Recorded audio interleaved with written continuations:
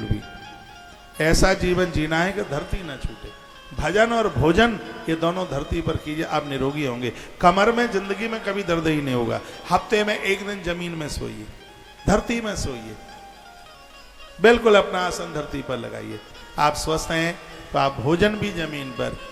मैं जो भी कुछ लेता हूँ जमीन में ही लेता हूँ, ऊपर बिस्तरे पर नहीं, कभी नहीं। और जमीन पर सोने का अभ्यास है, इसलिए चोटी से लेकर तलवे तक शरीर में कोई पीड़ा नहीं है। मैं आपको देखता हूँ, आप आसन 4 घंटे की कथा में 40 बार बदलते हैं, लेकिन मुझे व्यासपीठ पर आप देखते हैं मेरा कमर का ऊपर का ही शरीर हिलता है, कमर के नीचे का तो ऐसा लगता है कि फेविकॉल के द्वारा चिपका दिया गया। कथा 4 घंटा नहीं 14 घंटा चले, लेकिन फिर भी कमर का नीचे का हिस्सा नहीं हिल सकता। अभ्यास है आसन। जितासनो मन बस में हो जाएगा, आसन जीतिए। जितस श्वासो, प्राणायाम के द्वारा श्वासें जीतिए। भोगी लोगों की श्वासें खत्म हो जाती हैं, जो दिन में सोते हैं रात को जागते हैं उनकी श्वासें खत्म हो जाती हैं, उन्हें टीबी का रोग हो जाता है, उनके फेफड़े कमजोर हो जाते हैं। जो दिन में सोते हैं रात में जागते हैं उनके फेफड़े कमजोर हो जाते हैं।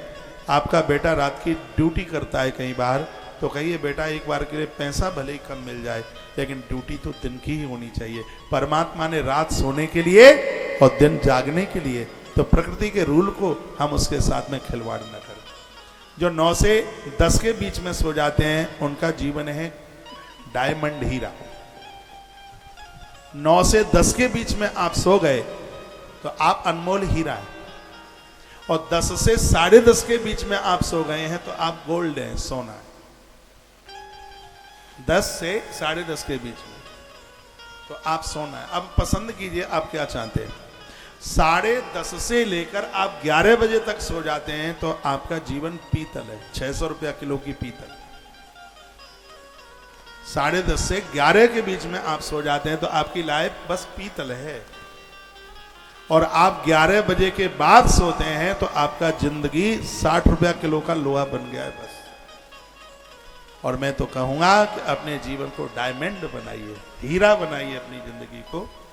अंडर 10 o'clock, बिफोर 10 o'clock, 10 बजे आप बिस्तरे पर पहुंच जाए।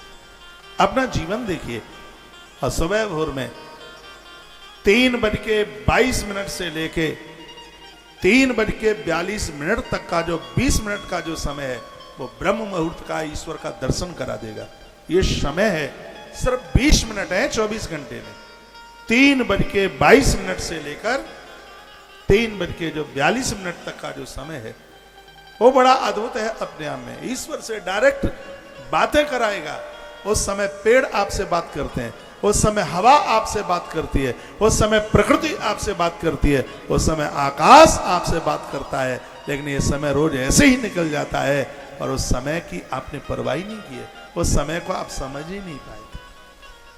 ब्रह्म मुहूर्त में जागने की ही बात अलग है। जिता सनो जितस श्वासो, सुबह भोर में जागते हो तो खुले आकाश का दर्शन करो। उस घर में वास्तु दोष नहीं रहता जिसके आंगन में खड़े होकर के आकाश दिखाई देता है।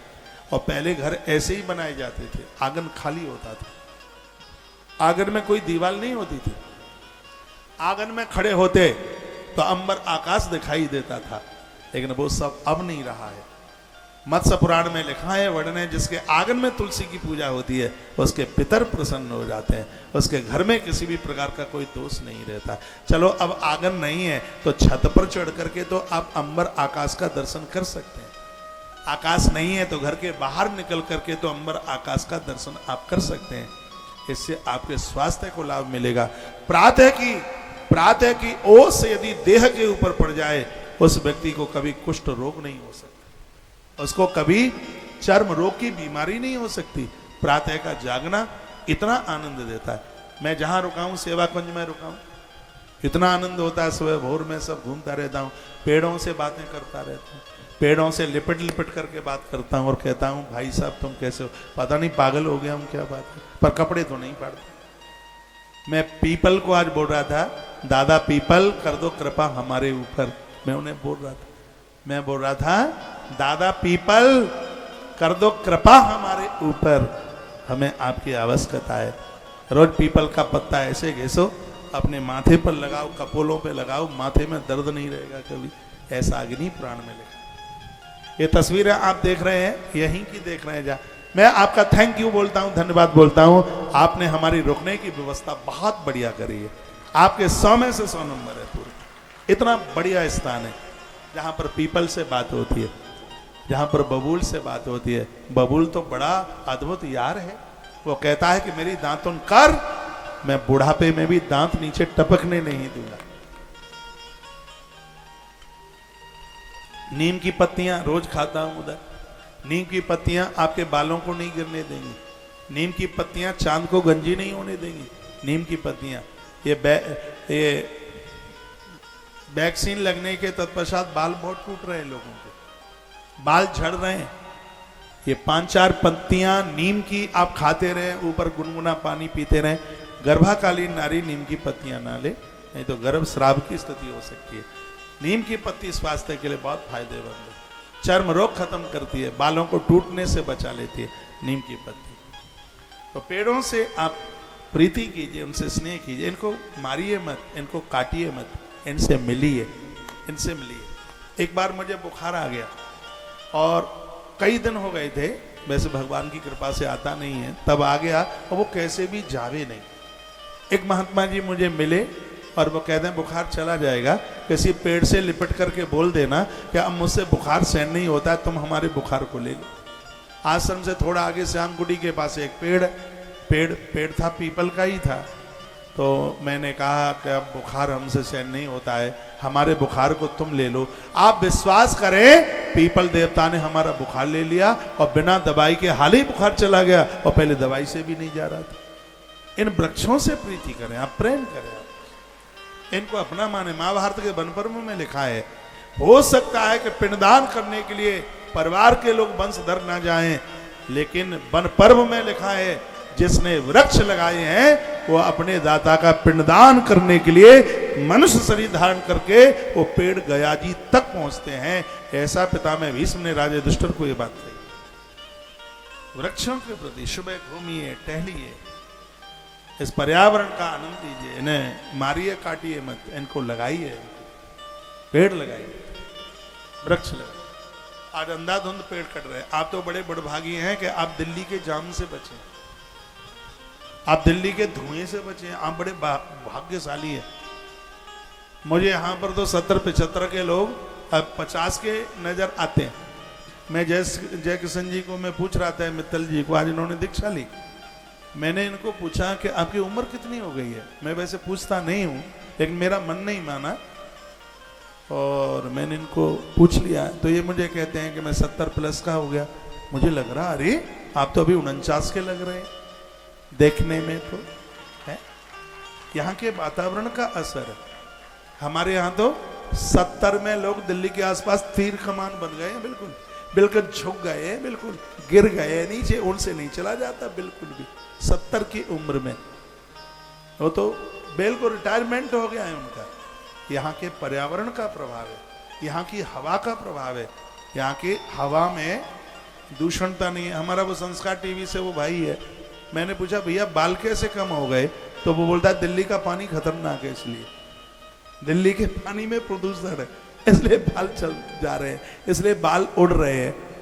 लेकिन यहाँ देखा जाता है, ये मेरे सामने बच्चे बैठे हैं, इनके सिर पर कितने घने बाल हैं। यहाँ का वायुमंडल, यहाँ पेड़ है। मैं काशी से चला तो एक भी मुझे नहीं मिला कोई ऐसा एरिया 1 किलोमीटर का भी जिसमें जंगल ना हो, जिसमें वन ना हो। तो यहाँ पर यहाँ की रौनक यहाँ के वन स्थल से। नागपुर की कल्पना मत करना, मैंने पूरा देख लिया है। बेंगलोर की कल्पना मत करना, मैंने पूरा देख लिया है। चेन्नई की कल्पना मत करना, मैंने पूरा देख लिया है। रायपुर की कल्पना मत करना, मैंने पूरा देख लिया है। धुआं धक्कड़ इतना है, नाक में श्वास लेना मुश्किल हो जाए, और आप ऐसी बढ़िया जगह पर रह रहे हैं जहां पर श्वास भी सुगंधी बन करके जा रही है। ऐसी जगह, ऐसा स्थान जहां वृक्षों के बीच में खूब घने पेड़ दिखाई दे रहे हैं। किसी ने मुझे कहा था कि छोटे शहरों में बच्चों की शादियां करना बड़ा मुश्किल हो रहा है। तो आप ये भी सुन लीजिए, बड़े शहरों में जो बड़े बड़े मकान आपको दिखाई दे रहे हैं, लोन धरा हुआ है दुनिया भर का। इतना कर्जा है कि बिल्कुल पूछो ही मत। और आप विश्वास कीजिएगा, बड़े शहरों में उतना पैसा नहीं है जितना कि छोटे कस्बों में जितनी रौनक है। पैसा भी है, गोल्ड भी है, सब कुछ है, डायमंड भी है। ये उस डायमंड से भी भरे हैं और ये आनंद के डायमंड से भी भरे हैं। जगह भले ही छोटी है लेकिन इनके हृदय बहुत विशाल है। बड़े शहरों में तो ये नहीं पता होता कि हमारे बगल में रहता कौन है। आपको पूरे सूरजपुर का पता होगा कि कौन सी गली में गर्ग रहते हैं, कि मित्तल रहते हैं, कि शर्मा रहते हैं, कि बर्मा रहते हैं, सब पता है। वहां अपने पड़ोसी का पता नहीं होता। आप बड़ी अच्छी जगह पर रह रहे, आप बड़े सुकून से रह रहे हैं। और जो भगवान का बन करके जीता है, उनके यहाँ भगवान ऐसे आ जाते हैं जैसे महात्मा विदुर के घर भगवान श्री द्वारकाधीश कृष्ण चल करके आ गए। 2 पंक्तियां गुनगुनाते, अरे भाई आज तो 6:30 हो गए, बैठे रहिए। कब 6:30 हो गए पता ही नहीं लगा है। तो आज हरि आए विदुर घर पावना, बहुत प्यारी पंक्तियां हैं और बहुत वर्षों के बाद में गुनगुना रहे हैं। आज हरि आए विदुर घर पावना। आपकी संख्या भी ठीक लग रही है। कल से कुर्सियां बिल्कुल पर्दे के पीछे लगाइएगा। ये कुर्सियां जितनी भी आगे थोड़ी लगी है, इनको कल से आप पीछे लगाइएगा, क्यों कल कृष्ण जन्म की कथा है। नंद के आनंद भयो, जय कन्हैया लाल की। मैं 3:30 बजे समय से आ जाता हूँ, 3 बजे हनुमान चालीसा आरंभ हो जाता है, लेकिन आप 4:45 से पहले नहीं आते। देखता हूं ना मैं यहां से, पूरा जत्था का जत्था 5 बजे के बाद में आता है। एक बात मैं बोलूंगा, घर के काम धाम करने के लिए 24 तारीख के बाद में भी आपको समय होगा, लेकिन कौशिक महाराज की व्यासपीठ से फिर कथा सुनने को मिल जाए जल्दी ये बिल्कुल संभव नहीं है, क्योंकि हम लोग इतने व्यस्त आदमी। आप विश्वास करें 2027 तक के कार्यक्रम व्यस्त, 27 कब आएगी। और मैं बड़ा प्रसन्न हूं इस कथा से। इस डेट में तो मुझे जिंद में होना था, लेकिन भगवान की बड़ी कृपा है कि मैं आपके मध्य में हूं और मुझे अच्छा लग रहा है। जिंद तो मैं देखता ही रहता हूं, जींद तो, लेकिन ऐसी जगह पर तो कभी कभी मौका 2015 में आया था। 8 साल के बाद में आगमन हुआ है और ये बिल्कुल संभव नहीं है। इस कथा से अभी 2 ही दिन हुए हैं मुझे कथा कहते हुए। आपके यहाँ के कई लोगों ने संपर्क करना शुरू कर दिया है। हमारा जी अगली कथा में हमारी भी आप जरूर कथा कर दीजिए, आपसे प्रार्थना है। मैंने कहा मैं तो खाता नहीं हूँ, तुम्हारे घर के दूध और पानी पर यदि मेरी मोहर लगी है तो उसको कोई मिटा नहीं सकता। हाँ, जब ऐसा लिखा है कि वो मेरे भाग्य का है तो फिर वो तो फिर अलग कैसे भी हो ही नहीं सकता। लेकिन फिर भी मुझे ऐसा लग रहा है कि मैं जल्दी लौट के आ नहीं पाऊँगा, क्योंकि व्यस्तता इतनी है और पूरे देश के लिए मैं निकला हूँ। मैं बहुत बहुत शुभकामनाएं आपको देना चाहूँगा कि आपके इस नगर में ऐसे धर्म कार्य आयोजन होते रहे, आप दिन दुना रात्रि चौगनी के रूप में उभरते रहें। प्रभु के चरणों में मेरी प्रार्थना है। बस एक बात मैं बोलूँगा, भविष्य में एक शिव महापुराण का बहुत बड़ा यज्ञ हमें अंबिकापुर की धरती पर कैंसर हॉस्पिटल के लिए करना है। चाहे वो 1 साल में हो, चाहे 2 साल में हो, चाहे वो 3 साल में हो।